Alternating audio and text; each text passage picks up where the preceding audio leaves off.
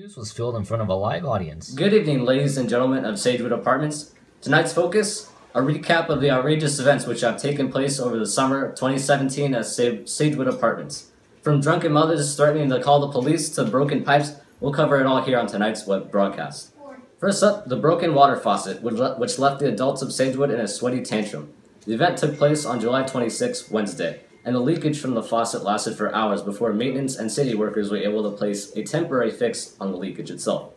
Soon after, many unreliable sources claimed that the water was tainted with lead, when in reality no such claims were verified. Soon after, though, the leakage stopped and the adults were able to use the shower, because I know a lot of kids here probably don't. Okay. Transition take one. Now let's check in with the sportsman, Jeff Ballbuster. Okay, okay. This is the box of shame I got from Costco, and in it is a Chargers hat. Because they left San Diego! My leg.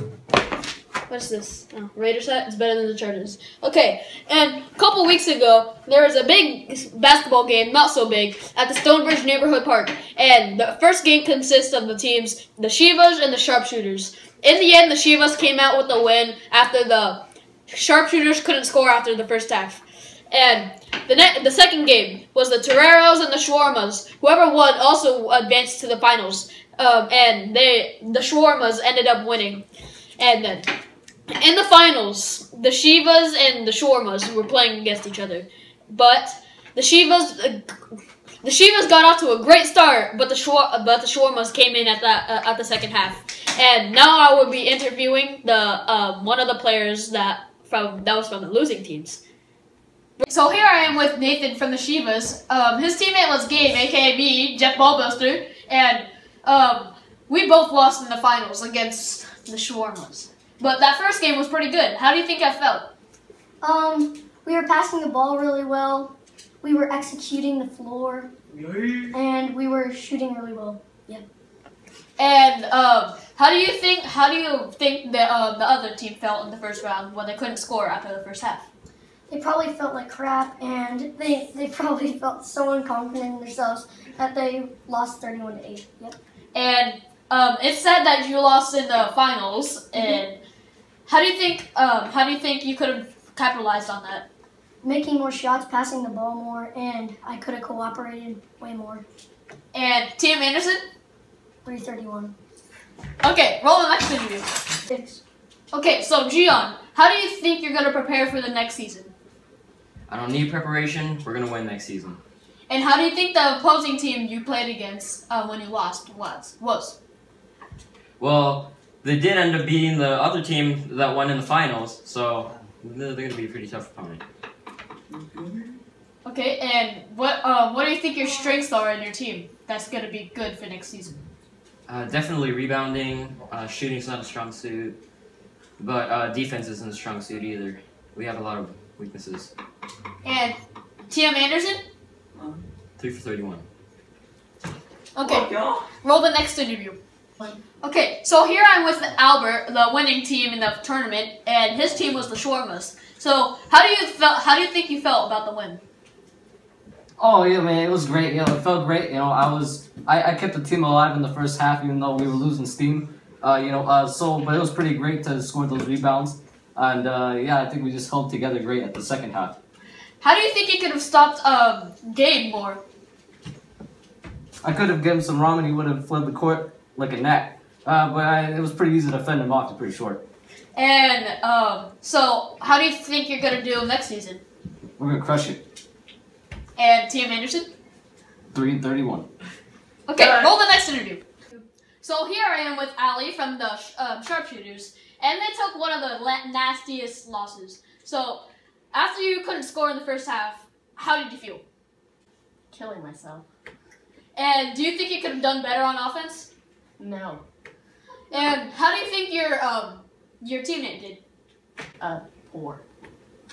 Well, that's not very nice. And Tim Anderson? 331. Okay, and that's the last interview. This summer has proven to be a crazy one, to say the least, with events ranging from making s'mores, extra mile trips, and $15 sunglasses biting the dust. It's least to say that this summer has been crazy. Now let's check in with our local weatherman, Justin Accurate. Thank you, Chuck. I'm just inaccurate. And today expect the weather to be really hot. Hotter than Steph Curry's shooting streaks. Hotter than Megan Fox, Nicki Minaj, Kimbo Slice, even though he's dead. And your sweat will make you stickier than Elmer's glue. In fact, I gotta take this off because my sweat's gonna make me sticky. And I don't mean that in the perverted way.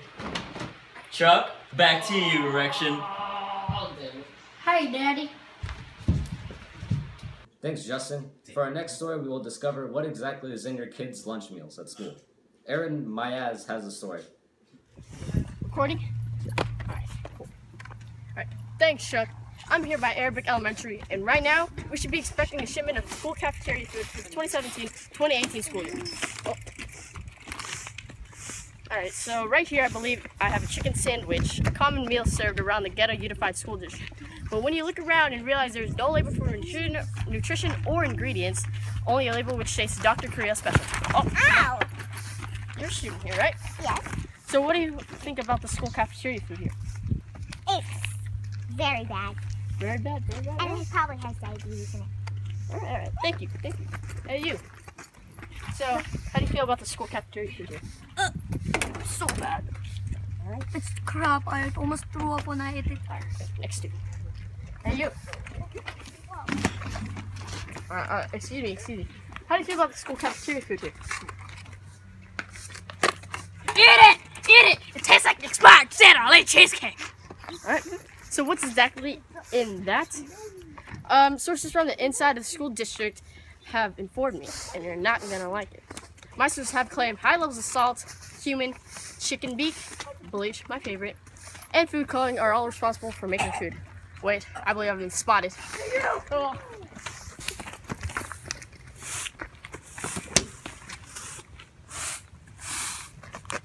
Ew.